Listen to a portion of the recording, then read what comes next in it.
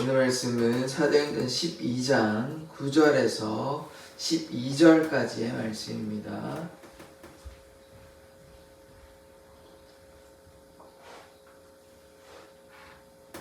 사도행전 12장 9절에서 12절까지의 말씀을 저와 여러분이 교독하도록 하겠습니다. 베드로가 나와서 따라갈새 천사가 하는 것이 생시인 줄 알지 못하고 환상을 보는가 하니라. 이에 첫째와 둘째 파수가 지나 시내로 통한 세문에 이르니 문이 저절로 열리는지라. 나와서 한 자리를 지나매 천사가 곧 떠나더라. 이에 베드로가 정신이 들어 이르되 내가 이제야 참으로 주께서 그의 천사를 보내어 나를 헤롯의 손과 유다 백성의 모든 기대에서 벗어나게 하신 줄 알겠노라 하여. 같이 읽겠습니다. 깨닫고 마가라는 요한의 어머니 마리아의 집에 가니 여러 사람이 거기에 모여 기도하고 있더라. 아멘. 하나님께서 우리를 눈동자와 같이 지켜주심에 감사드립니다. 예수 그리스도의 이름으로 기도드립니다. 아멘. 베드로는 옥에 갇혔습니다. 지금 야고보는 죽었고 베드로는 옥에 갇혀서 지금 무교절 6월절 때문에 좀 대기하고 있는 상태인데 이제 나오면 베드로도 똑같이 야고보와 같이 죽임을 당할 것입니다. 그러나 감사하게도 하나님께서 베드로를 구하여 주셨습니다. 주의 천사를 보내서 이제 쇠사슬도 풀어주시고 그래서 지금 나오게 되는 장면을 보게 되는 것입니다. 그러나 또 한 가지 기억해야 되는 것은 물론 하나님의 뜻이 있어서 베드로를 구해준 것이지만 교회가 함께 합심하여 베드로를 위해서 기도했다는 것을 우리가 기억해야 하는 것입니다. 하나님의 뜻은 우리의 기도를 통하여 이루어 주시는 것입니다. 그래서 우리가 기도하는 교회 되기를 원합니다. 9절 보겠습니다. 베드로가 나와서 따라갈새 이렇게 따라서 이제 나오기는 한데 천사가 하는 것이 생시인 줄 알지 못하고 환상을 보는가 하더라. 그러니까 지금 뭐냐면 꿈인 줄 생시인 줄 깨닫지 못하는 거예요. 자다가 갑자기 툭툭 쳐서 깨니까 꿈 꾸는 건가 싶어가지고 이렇게 하고 있다 보니까 이제 생시인 줄 알게 되는 것이죠. 이게 하나님께서 역사하시면요 꿈과 같이 지금 꿈꾸는 것 같지만 아닙니다. 이게 현실이고 이것이 믿음의 고백인 줄 믿습니다. 하나님께서 베드로를 구해주시는 것이에요. 이거 뭐 인간적인 눈으로 보면 어떻게 베드로가 16명이나 지키고 있는 감옥에서 하나님께서 구해주지 않으면 이렇게 나올 수가 없는 것이죠. 그래서 우리가 인간적인 눈으로 그렇게 우리가 생각하는 것이 아니라 하나님의 뜻대로 하면 어제도 메마른 뼈가 살아나고 하나님의 군대가 되고 하나님께서 하시면 다 되는 것입니다. 우리가 인내와 기다림으로 계속해서 주님 앞에 감사함으로 기도함으로 나아가면 하나님께서 하나님의 때에 이루어 주시는 것입니다. 그래서 우리가 좌절할 것도 없고 낙심할 것도 없고 주님의 뜻 안에서 감사하면 하나님께서 세워주십니다. 우리가 뒤돌아보지 아니하고 하나님께로 나아가면 돼요. 뭐 어려움이 있습니다. 지금도 옥에 갇혔잖아요. 그러나 하나님께서 구하여 주시는 것입니다. 그 하나님 우리가 전능하신 하나님을 믿기 때문에 좌절할 필요가 전혀 없는 것입니다. 10절의 말씀을 보겠습니다. 이에 첫째와 둘째 파수를 지나 이제 계속해서 지키는 군인들을 지나게 되는 것이죠. 시내로 통한 쇠문에 이르니 시내에 연결된 문이 있었습니다. 근데 문이 저절로 열리는지라. 그러니까 우리가 문제가 있어도 간절히 기도하고 주님 앞에 나아가면 어떻게 되냐? 저절로 해결이 되는 것입니다. 우리가 어려움이 있고 문제의 문이 있고 우리에게 곤란한 여러 가지 고통의 문이 있는데 문이 어떻게 된다고요? 저절로 열린다니까. 저절로. 뭐 하면요 순종하고 믿음으로 나아가면 됩니다. 우리가 걱정할 필요가 없는 것이에요.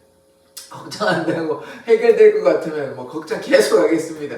그러나 우리가 염려한다고 되는 게 아니라고 예수님께서 말씀하시잖아요. 염려는 내일인데 내일이 염려하라 그러고 염려한다고 뭐 되겠습니까? 우리가 뭐 걱정한다고 되는 게 아니라 우리의 염려를 주님께 맡겨야 돼요. 주님께 맡기면 문제가 어떻게 됩니까? 저절로 해결되는 거예요. 저절로. 우리가 뭐 염려한다고 걱정한다고 뭐 애를 쓴다고 애를 태운다고 해결이 되는 문제가 아무것도 없습니다. 어떻게 되냐?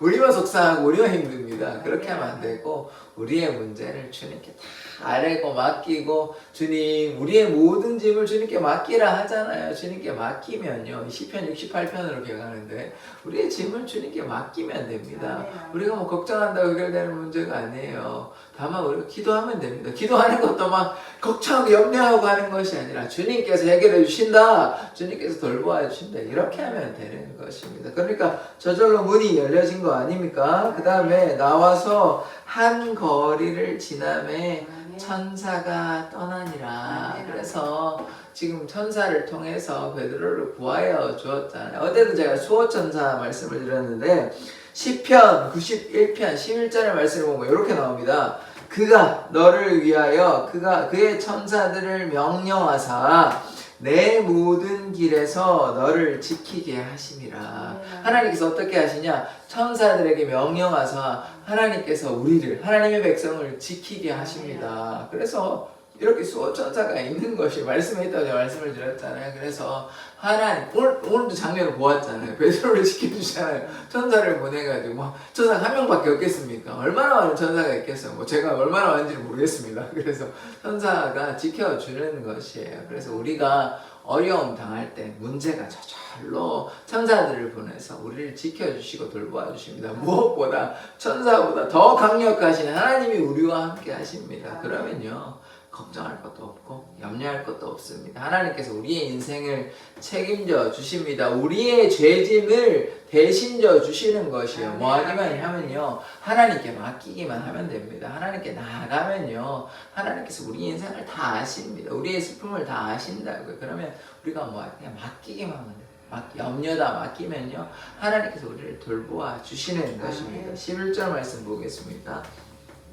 이에 베드로가 정신이 들어 이르되 이제 깨달아가지고 내가 이제야 참으로 주께서 그의 천사를 보내어 이제 뭐 깨달은 것이 물론 베드로가 믿음 없는 자 아닙니다. 믿음이 있는 자예요. 그러니까 나가서 복음을 전했잖아요. 그전에도 옥에 갇혀가지고 그전에도 보여줬습니다. 그래서 이제 천사를 보내어 나를 헤롯의 손과 유대 백성의 모든 기대, 이 기대라는 말이 여기서 좋은 뜻으로 쓰이지 않았습니다. 죽이려고 하는 것이죠. 이 좋은 기대가 아닙니다. 뭐 부푼 기대 이런 게 희망찬 기대 아니에요.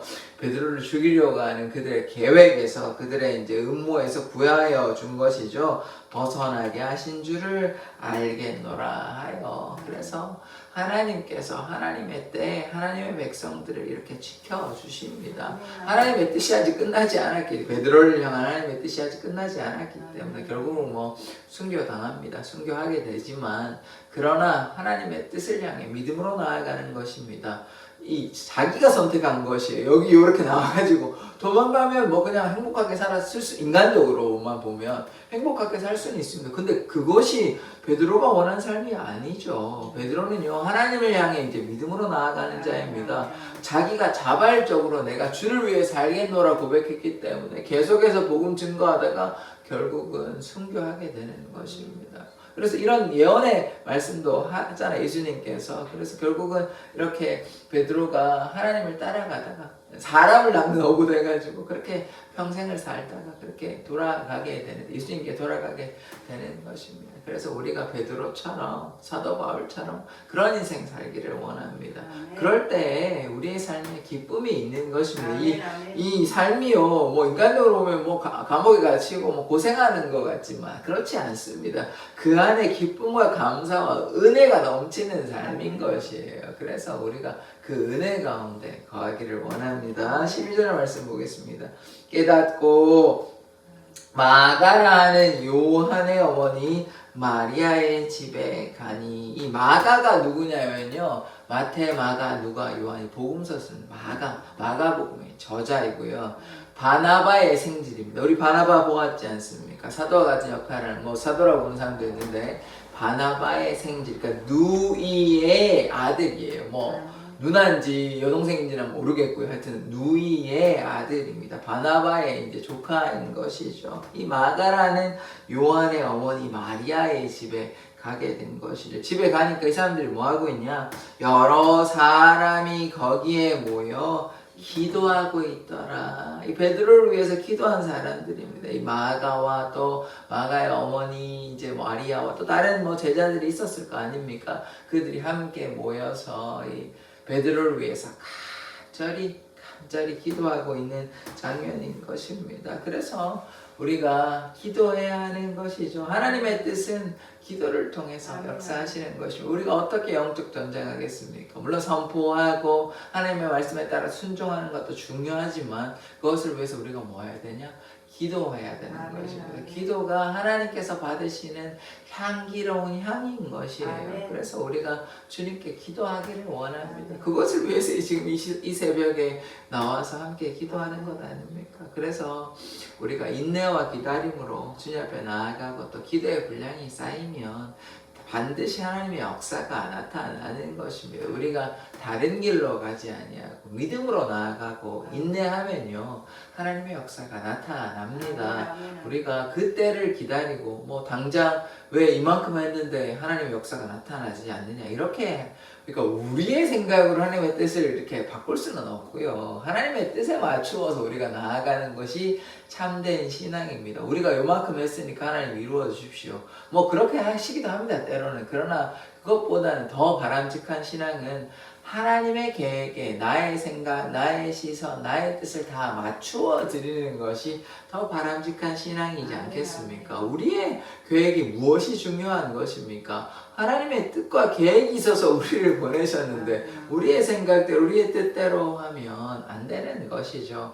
하나님의 뜻이 있으셔서 이곳에 하나님께서 교회를 세우신 것이지 우리의 뜻이 있어가지고 교회를 세운 게 아니잖아요. 그러니까 순서가 완전히 잘못된 것이잖아요. 우리가 뭐 어떻게 전도하기를 원하는 게 아니고요.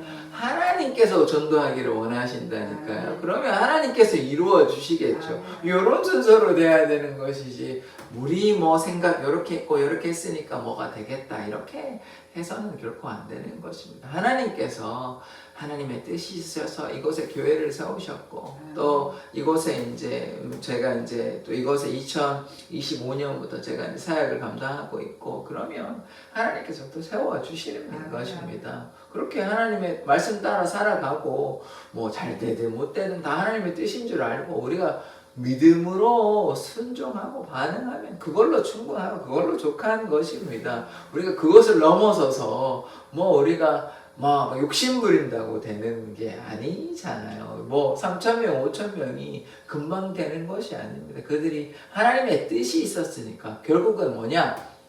예수님께서 십자가에 달려 돌아가셔야 하고 또 부활하셔야 하고 그들이 간절히 또 그 주님의 뜻 따라 모여서 기도할 때 보혜사 성령께서 역사하시고 그래서 또 박해가 있었잖아요. 스데반이 죽기도 하고 또 야고보가 죽기도 하고 박해가 있었다고. 그러니까 예수님 믿는다고 해서 그냥 그저 모든 일이 막 다 해결되는 것이 아니라 인내와 기다림으로 주님 앞에 나아가니까 옥에 갇히기도 하고 사람이 죽기도 하고 박해받는 그 사건을 통해서 또 어떤 일이 있었냐? 흩어져가지고 사람들에게 헬라인이나 유대인이나 흩어있는 유대인들에게 복음을 또 증거하잖아요. 그래서 그러한 놀라운 일들이 나타나는 것입니다. 고난이 고난으로 끝나는 것이 아니라 고난을 통해서 하나님의 축복이 하나님의 은혜가 또 나타나게 됩니다. 흩어졌기 때문에 박해가 있었기 박해는 슬픈 일이고 고난이고 고통스러운 일이지만 그 박해를 통하여서 이방인들에게 또 흩어진 유대인들에게 뭐 했습니까? 복음을 증거하였습니다. 흩어지지 않고 그냥 만약에 가만히 거기에 뭐 예루살렘에 머물기만 했었다면 흩어진 유대인들에게 또 헬라인에게 누가 가서 복음을 증거하였겠습니까? 그래서 우리가 하나의 사건을 그냥 단편적인 시선으로 이해해서는 안 되는 것입니다. 자, 우리가 너무나 잘 요거 말씀만 드리고 마칠게요. 요셉이요 형들이 시기해가지고 죽이려고 하다가 살려주고 그냥 미디안 상인한테 팔았는데 팔지 않았다면 어떻게 되겠습니까? 그냥 뭐 가나안 땅에 살다가 흉년 맞고 뭐 그렇게 뭐 하나님께서 이스라엘 그 가족들은 좀 구해줬겠죠. 야곱의 가족들은 뭐 구해줬겠죠. 사랑하시니까. 그런데 애굽으로는 가지 못하는 것입니다. 그러면 애굽의 총리는 되지 못하는 것이에요. 그러니까 고통이죠. 요셉에게는 얼마나 고통이고 또 아버지 야곱에게 아버지 이스라엘에게는 얼마나 고통이겠습니까? 그러나 그 고통이 있었기 때문에 하나님의 뜻이 나타나는 것이 그러니까 단편적인 시선으로 아이 노예로 팔렸으니까 얼마나 안타까운 인생이야 이렇게 생각할 수 있지만 그것이 하나님의 섭리라는 것입니다. 그것이 하나님의 뜻인 것이에요. 그래서 가서 애굽의 총리가 되고 그래서 또 결국은 또 노예로 삶을 430년 그 때가 있잖아요. 그렇게 살다가 또 가나안 땅에 다시 이제 돌아오게 되는 것 아닙니까? 그래서 하나님의 뜻을 우리가 다 헤아릴 수가 없는 것입니다. 물론 하나님께서 아브라함과 약속하셨고 그 4세대 만에 그렇게 돌아오게 되는 것이 하나님의 뜻이었지만 이스라엘 백성이 그것을 온전히 깨달았겠습니까? 뭐 깨닫는 자가 있었는지는 정확히 알 수가 없으나 대부분은 깨닫지 못했을 것입니다. 그래서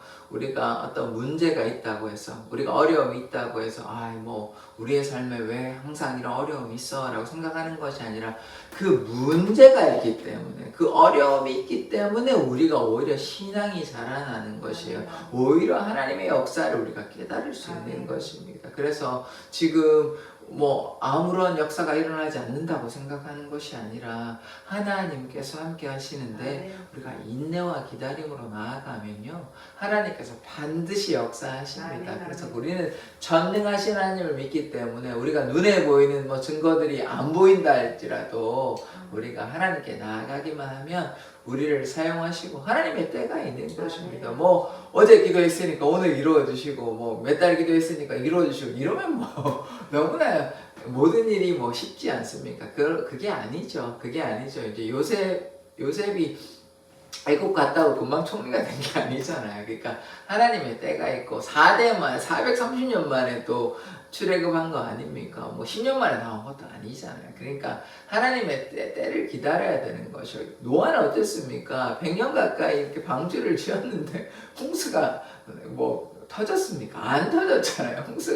홍수는 그냥 비도 안 오고 뭐 사람들 막 놀리고 왜 저러나 그랬을 거 아닙니까? 그래도 무던하게 계속 짓는 것이에요. 그러면 하나님의 때가 되니까 홍수가 터지고 방주를 지었는 이유가 다 나타나는 거 아닙니까? 우리가 그렇게 살아가야 하는 것이에요. 날마다 구원의 방주를 우리가 지어가는 마음으로 그렇게 지어가면 하나님의 때는 반드시 나타나고 하나님의 역사는 반드시 나타나는 것입니다. 그래서 우리가 인내하십시다. 인내하면요 하나님께서 결코 포기하지 않으시고 우리가 포기하지 않으면 하나님은 포기하지 않으십니다. 반드시 갚아주시는 것입니다. 그래서 우리가 믿음 저버리지 아니하고 어떠한 역경과 고난과 아픔이 있다 할지라도 하나님 살아계시고 하나님께서 우리에게 능력 베풀어 주시고 우리를 지키시고 돌보아 주십니다. 우리가 낙심하지 않으면 돼요. 좌절하지 않으면 하나님께서 우리를 구원하여 주시고 돌보아 주십니다. 기도하겠습니다.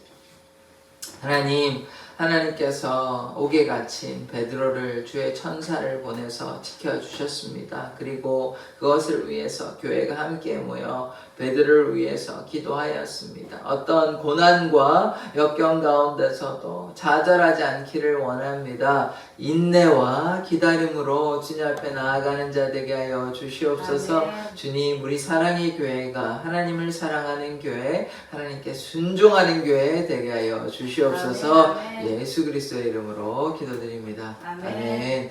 주기도문으로 예배를 마치도록 하겠습니다.